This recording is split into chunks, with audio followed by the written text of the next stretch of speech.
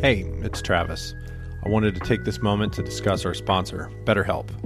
I used to think talking to a therapist was a sign of weakness, until I started talking to one. It has really helped me limit the negative chatter that can infiltrate my brain. Therapy has helped me become a more insightful person, father, and husband. That's why I'm excited to tell you about BetterHelp. Their online platform makes finding a therapist incredibly easy. Fill out a brief questionnaire and you will be matched with a therapist in just a few days. Go to betterhelp.com/thank you notes, betterhelp.com/thank you notes, or click the link in my show notes. In doing so, you will be helping this show and you will receive 10% off your first month. If you aren't clicking with your therapist, if you're not getting a good vibe, BetterHelp will allow you to switch your therapist at any time with no additional cost. Online therapy is a game changer for me. I have such an erratic schedule. I work nights, weekends, late, early, holidays, you name it. Being able to video call my therapist from my phone in a call room, at work, or in my car, or whatever, it's extremely convenient for me, and it allows me the time and the place to actually get my therapy in. So if you're struggling, if you need to talk to somebody, go to betterhelp.com/thank you notes and they'll get you set up with somebody. This has been my thank you note to BetterHelp for supporting this show. Thank you for tuning into the Thank You Notes podcast. I'm Dr. Travis McVeigh, and I love thank you notes so much, I decided to make them into a podcast. Today's guest is Dr. Matt Tyler. He is a palliative care physician from outside of Chicago. He's better known as @HowToTrainYourDoctor on Instagram. He drops truth bombs from the driver's seat of his car, talking about how palliative care and hospice are not the same thing, how to have hard talks with patients and their families, and how to prepare your loved ones for terminal illness. His videos have become a hit. Some of them have been viewed over 500,000 times. He was gracious enough to give me some of his time, so let's get into my talk with Dr. Matt Tyler.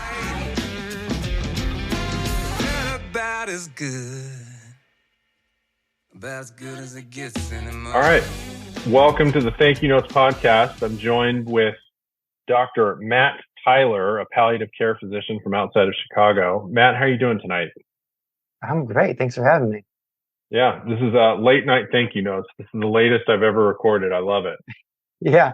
If at any point give a vibe that I just been hit by a bus, it's because we just put the kids down to bed. So it's been 4 hours of screaming and high energy leading up to this. So yeah, putting on my game face. Okay, well, let's see how this goes. I'm going to start you off with the same questions I ask everybody. Do you write thank you notes? I do. I credit my wife for really getting us into a routine and a regimen with this. But we pretty routinely write thank you notes for gifts, events, and things like that, like the handwritten thing and everything. Awesome. What was the last one that you wrote for?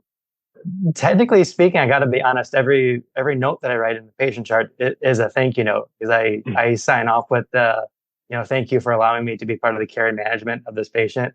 I know it's like sort of a meme in healthcare that we like write thank you for this interesting consult, and like with sort of like a sarcastic like tone in our minds. But I truly do mean it to be involved in the care of very complex heart situations. It is a major honor to be brought onto these cases. And I know in my case too, it's often because someone on the team like advocated for our involvement, or they stuck their neck out in front of an attending or something that may have been uncomfortable at first, but behind every consult is someone like really wanting to do right by patients. So I write thank you at the end of every progress note, and I truly mean it. You mentioned that you just got your kids down. How many kids do you have? I have two. I have almost 6-year-old. She'll be 6 in a couple of weeks, and then a 3.5-year-old. Okay. And I guess the 3-year-old is probably not old enough, but does the 6-year-old write thank you notes? They both are. We've been starting them young. The 6-year-old's pretty good at writing them herself for the most part, with a little coaching on spelling. And the 3-year-old wants to do everything that the 6-year-old does. So she insists on taking a crack at it. And God love her, she does her best. But it is an exercise in patience to go through that exercise with the 3-year-old, who you have to give them like one letter at a time and like dedicate like 10 seconds to every single letter that goes into that note. But she's got the enthusiasm. I love it. That's great. Yeah, I have a 4-year-old, and it's spelling out every single letter. We're doing that, but she likes doing it. So hopefully something's rubbing off. Yeah, for sure. So let's get into palliative care. Now, I came across your content because you were dropping some knowledge bombs to Instagram about what palliative care is. And the first takeaway I took from your work was that palliative care is not hospice. I always thought that they were kind of interchangeable. Let's start with, when did you know that you wanted to be a palliative care physician? That would have been intern year of residency. So I, like many people, did not start medical training with the intention to do palliative medicine. Truth be told, I went to medical school to plan to do psychiatry. I had a fascination with how the mind and the brain worked for quite a while leading up to that. And once I got into medical school, though, I found everything interesting, like all of anatomy and physiology. Mm-hmm. It was all so cool. And so, like any medical student who couldn't decide what to do, I punted by choosing internal medicine. And once I was in intern year of internal medicine residency, I realized I wasn't so into the model of the, do what the doctor says of healthcare, and really was interested in more of a service focused approach where I sit down with patients and say, like, what can we do for you? Like, what can I as your doctor do for you to help you live better? And for that matter, what does living better even mean to you?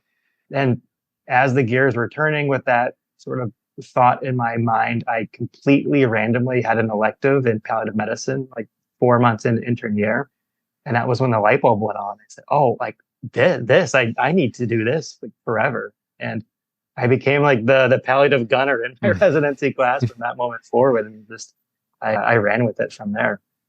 No regrets so far. Never looked back.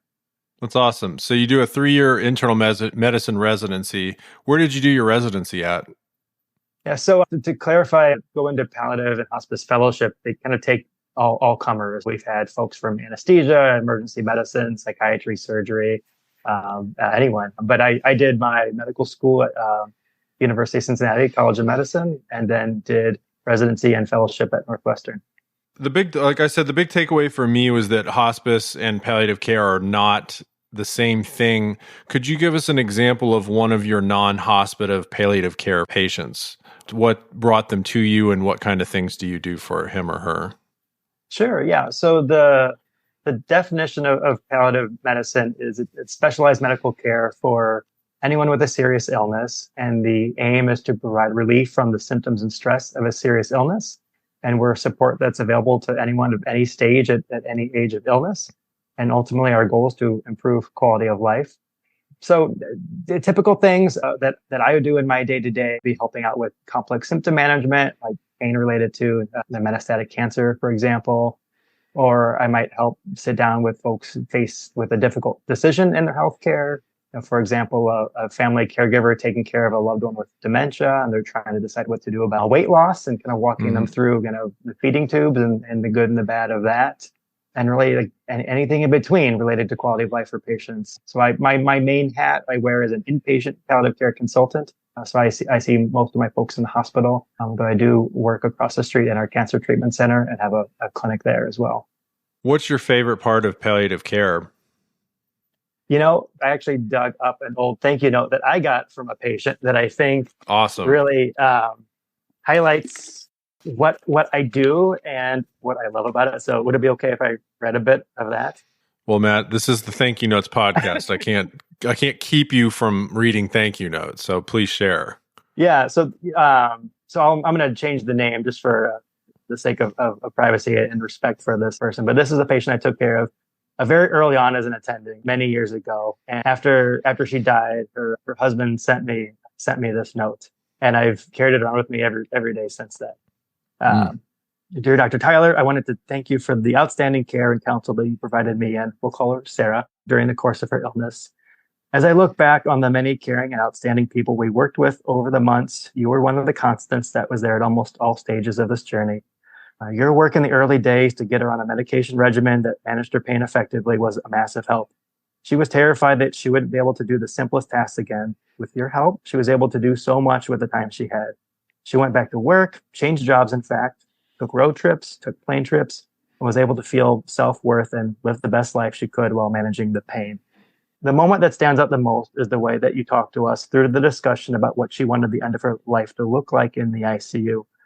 When I asked you to join that meeting, I had known what was coming, but it was still one of the hardest discussions I have ever been a part of. I'll remember your calm voice throughout laying out the options we had and pointing us toward what was possible. I'll remember talking to you and the oncologist in the hall and hearing your compliments about my handling of everything that I couldn't appreciate then, but certainly appreciate now. Even after a few weeks, I'm grateful that she died in the way that she wanted to die. She was at home, surrounded by her family. It seems a small distinction, but the talk we had makes a world of difference. That first expression of her wishes during the meeting created a small victory and a monumental loss. Thank you for all that you did for us. Wow. Yeah, this is, truth be told, this is actually the first time I've taken this note out and read it in over 5 years. Because that was written just a few weeks after she died. And I couldn't believe that with the emotion and the loss still being that raw, that this person would take the time to write a note like me, because I did feel like a relatively small part of the care. But I mean, the ripple effect of kindness and just what we do as palliative docs is really just, it really fills your bucket. It fills your bucket, man. And I mean, that letter that I carry around with me, like, keeps me going every day. No joke. Wonderful. Do you go to a lot of patients' funerals? I've been to a couple, not a lot. Yeah. The depth of relationship that we have with people, varies, as you might imagine. So the ones that I get invited to, I go to, but it's not a lot, handful. It sounds like you get a lot closer with your patients than most other physicians do. Certainly more than I do. Yeah. That was a big draw to palliative medicine in general. I could see very clearly, like, that was the specialty that allowed me to have those close relationship and deep relationships with folks. Just happened to deal with people that were very sick, and however I'm wired, I guess it didn't bother me all that much, because those are the conversations I wanted to be having. What's the most difficult part of palliative care? Honestly, it is seeing in the many ways the system fails people. It's seeing the brokenness of the healthcare system on full display. We take care of some of the most vulnerable people that often have a hard time advocating for themselves. And I mean, that's just what sucks the most. And in a couple examples, end-stage renal disease, who are on dialysis on a routine basis, they get to a point where things become very hard, and the benefits of dialysis become very limited in terms of helping them do the things that they want to do. And yet, if they said, you know what, I really would like to just focus on comfort and spend the rest of my life at home, to start hospice care, they have to stop dialysis. And the second that you do that, you really start this timer over your head. That's like 7 to 10 days. We don't wish that on anyone, and we don't force that timer on anyone with any other disease. I get annoyed when we squawk about how more people should be on hospice care. It's like, well, yeah, but look at these choices we force on people. Or folks with any advanced cancer or advanced heart failure who need more help at home, but we don't provide anything, right? We're like, okay, well, do you have thousands of dollars a month to pay for a caregiver? If not, I guess you're going to move to a nursing home and use all your money until you qualify for Medicaid. It's just like the stuff that we force people to do, and sort of try to pretend like it's normal. And that's the hardest part, honestly. It's not even remotely the end of life stuff or the dying stuff. It's just seeing the flaws of our system on full display. I didn't write this question down, but it just kind of came to me. Has your work in palliative care kind of shaped your own thoughts about death in general, death of family members, your own death? I think so. Yeah, I certainly talk more openly about it. My wife has graciously kind of built this into how she thinks about things too, because she's not medical, to be clear, but I talk quite frankly about it with the kids even now, and they say, what happened to great grandma? I say, well, she died, and try to keep euphemisms to a minimum. I'm sure this is true for you too, but I'm still kind of the go-to person in the family for all things medical, and friends kind of reach out to me for advice about this or that family member who's getting sick, and they're wondering well, should we be thinking about hospice care, and how do we get palliative care for grandma or grandpa? Yeah, and overall, I think again, related to what you're doing here, it certainly makes me just more grateful for everything. Doing this kind of work changes your filter for what counts as BS. Yeah. it helps you kind of push through that and kind of recognize like what matters and what doesn't like really matter. And it allows me to kind of just move on each day and wake up and start a new day pretty fresh for the most part. And I'm very grateful for that. At least amongst doctors, you hear a lot of people saying, nobody's on their deathbed wishing that they'd worked more. Nobody's on their Yeah. deathbed, Yeah. fill in something there, but you're actually at these deathbeds pretty frequently. So I've not encountered a patient who wished they'd worked more. And it really is, gratitude's on full display at the end of life. One of the visionaries in our field, Dr. Erin, he's written several books, but one of the books that he wrote, or the four things that matter most, sort of the things that matter most for living well and dying well. And the four things are: I forgive you, please forgive me, I love you, and thank you. Kind of, it's right there, the cornerstone of dying well, in the sense of feeling whole and like you kind of tied up as many loose ends as one can realistically. But yeah, gratitude's a big piece of that. And I certainly see that with folks I take care of, folks to be grateful for the relationship they have, the things that they accomplished. And it always tends to be more kind of transcendent, relational, legacy type work rather than, the TPS reports. yeah, what kind of team are you working with today on a regular basis? Because it sounds like you provide so many things for patients. It can't all just fall on you. Yeah, so palliative care is multidisciplinary at heart. The thing with palliative care teams is if you've met one team, you've met one team. So my team is truthfully myself and a nurse practitioner. Other teams will often include a social worker, chaplain, an RN. Those are kind of the main pieces. And sometimes you get lucky and get like a pharmacist or a volunteer or things like that. But I definitely work very closely with the rest of the team members of our hospital, coordinate with physical therapy, occupational therapy, speech pathology, dietitians, nurse navigators, like everyone. Yeah. It really is a team sport for sure. Now, when did you start making videos on, I know you're on YouTube and Instagram. When did you start doing that? I started on YouTube actually about a year ago now. I was making mostly long form videos back then, trying to give people more education and guidance about navigating the healthcare system, in particular when you're dealing with a serious illness like cancer or dementia, helping folks position themselves for success to make the most out of their time with their docs, and help them think about the future and think about things their doc may not necessarily bring up, like code status or advanced directives and that kind of stuff.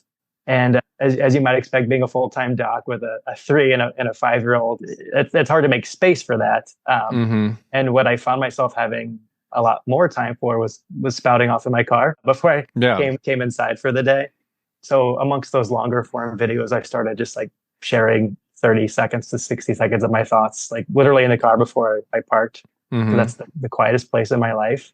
And I was putting those on YouTube also, and I happened to be getting coffee with a friend who was looking at some of the videos, and she said, "Oh, you should really put these on Instagram." And I was like, "Oh, why? Okay, like I don't know anything about Instagram. I had an account, but I didn't use it.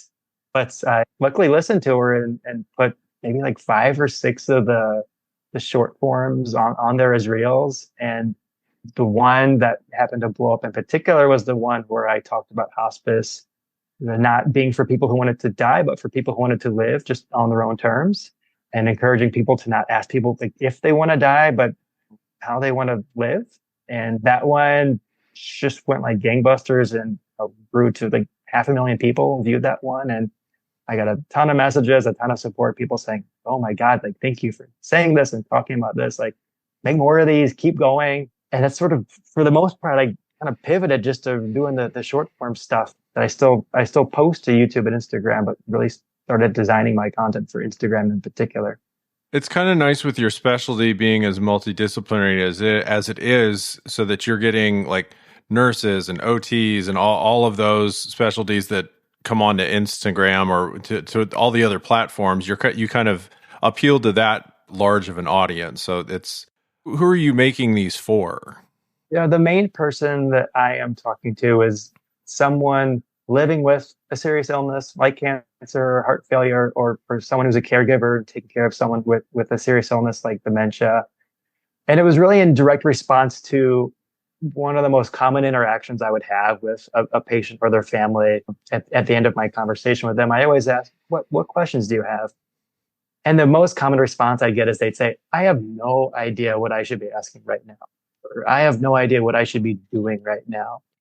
When I'm working with them one-on-one at the bedside, we kind of talk about that and say, okay, well, let's review what we talked about. And if there are things that I think they're like missing or should be asking, I tell them in that moment, or I simply tell them like, you are doing everything and it's totally normal to second guess yourself. And I provide that reassurance. And then I think about all the folks out there who don't have a palliative doc, like me to walk them through that and to reassure them.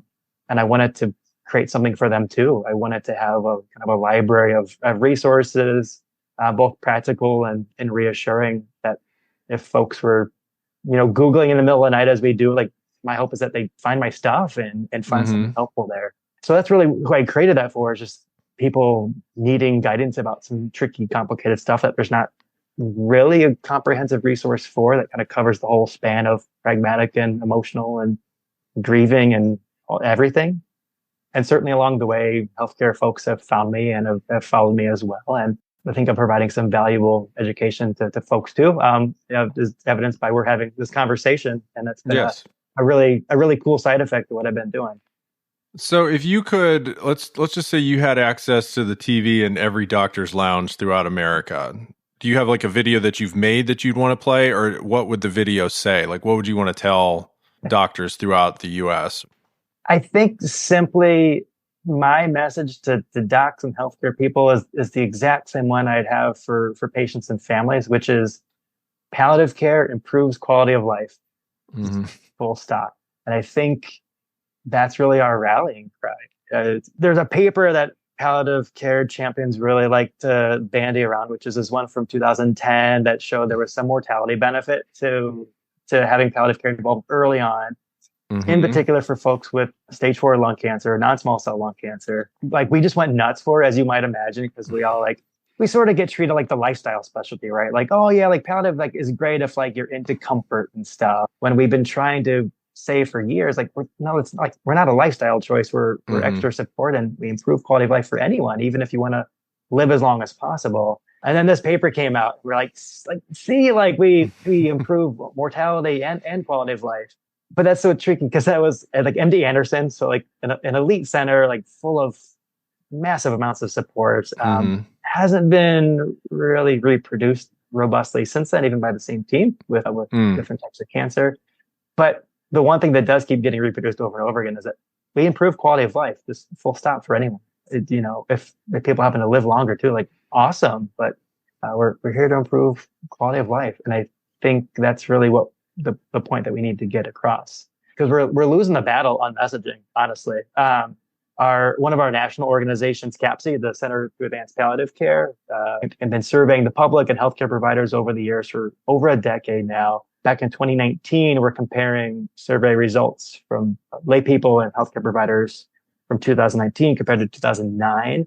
And it showed still like half the general population has no idea what we are. Like flip a coin, maybe they've heard of us, maybe they haven't. Meanwhile, healthcare folks feel very comfortable with us now. They feel like they have a very good idea of what we do, but they don't. Like they think we're hospice, they think we're end of life care, when we're really meant to be way more upstream, kind of from time of diagnosis, to start providing that support right away. So being a Missouri guy from the show me state, the kind of other motive of my channel was to show rather than tell. Yes, these are the things that palliative care doc talks about and does and helps people with, rather than trying to just get people to accept the definition. I just wanted to start showing people what we do and hope they rally behind it. Well, I mean, you have two choices. You just be angry that nobody understands you, or you could broadcast to the world and maybe change a few minds. Yeah, that was my take on it. I think the onus is on us to do something differently. As we say in palliative care, we're all about meeting people where we're at. And I think that includes our colleagues and healthcare professionals too. We're not going to win any friends by wagging our fingers and yelling at people. It's just, keep doing the work and think about other creative ways to show people what we do. And this is my response to that. All right, Matt, I have written you a thank you note. Let me pull it out here. All right. It says, Dear Matt, thank you for spreading your message about communication with patients. I encounter so many difficulties at work just due to false expectations, largely from people not wanting to share hard truths with patients.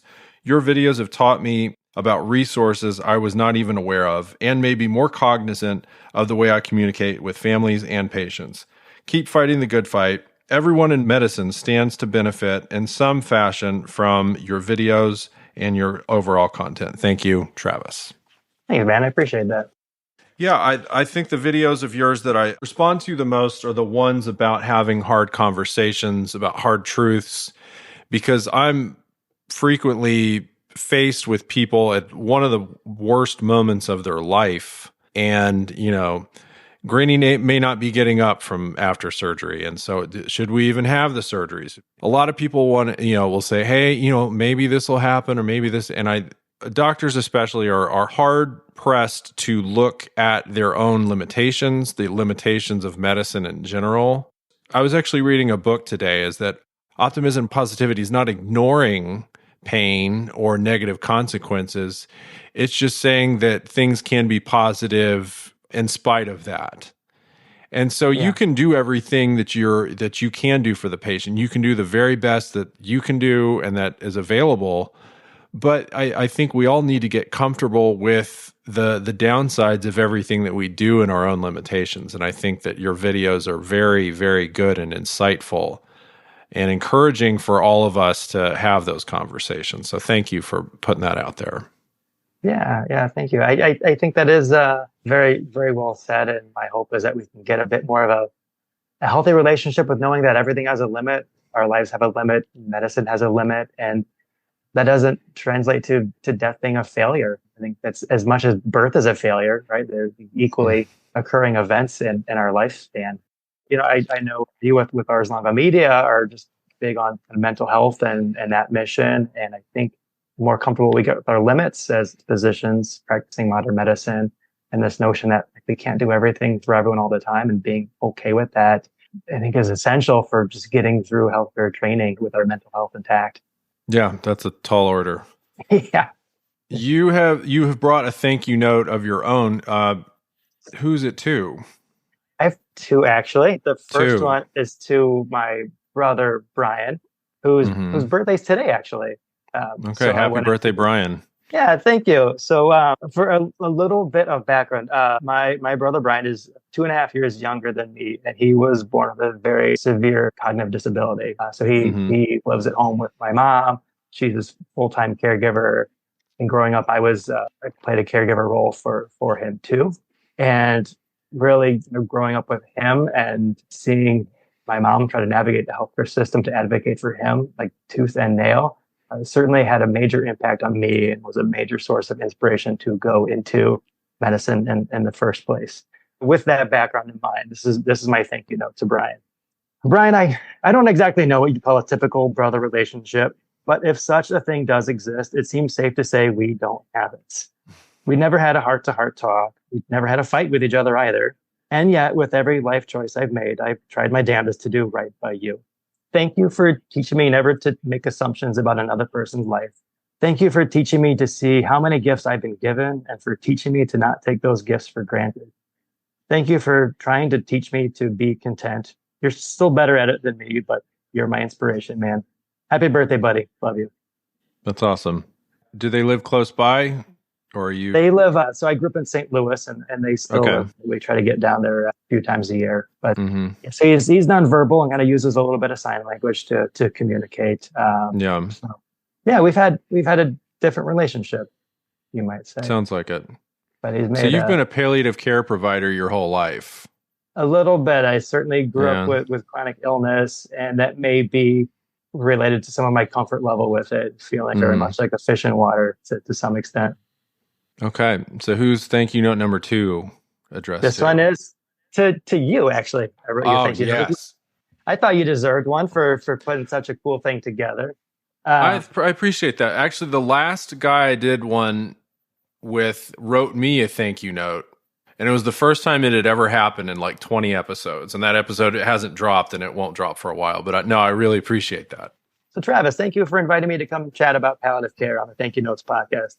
I love your mission and can certainly confirm that gratitude is what sustains us through the entire arc of our lives. Keep going. Perfect. Thank you. Yeah, thank you for writing that. I'm not in this for the kudos or the thanks, but it's nice to hear it. Thank you very much. No, I think we're all similarly driven by a passion because it's certainly not replacing our day jobs anytime soon, I can imagine. Okay, Matt, we're winding down here. Now, I was reading your YouTube profile, and it says one of the things that you like to do is play video games with your kids. So what is your favorite video game of all time and why? That's a really tough one.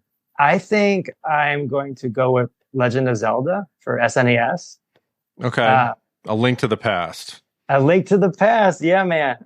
I think that was just, so eye-opening. Just the expansiveness of the world and the whole feeling of adventure was just something like I'd never experienced before. And just feeling like it really made you feel like a hero in that game. It was just so cool. And I feel like that's just a magic that every other game's been chasing ever since that. So yeah, that was a big one. My kids and I these days, we're very big into Mario Party on Nintendo Switch, and that's a lot of fun too.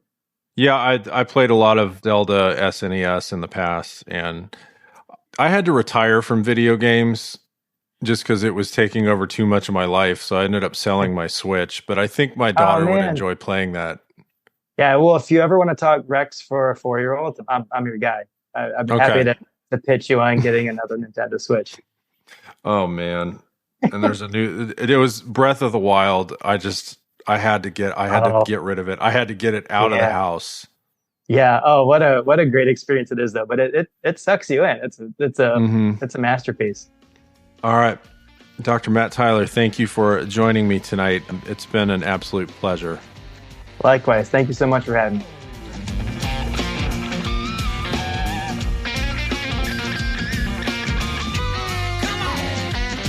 Big thank you to Matt for jumping on this very late night edition of the Thank You Notes podcast. Please follow him on Instagram at HowToTrainYourDoctor. I'll put a link to that in the show notes. Also, another big thank you to Toy Sauce for letting us use their music for free. Please like, rate 5 stars, and review this show on whatever podcast platform you're using. And please follow me on Instagram and TikTok at ThankYouNotesPod. Thank you for listening, and we'll see you next time.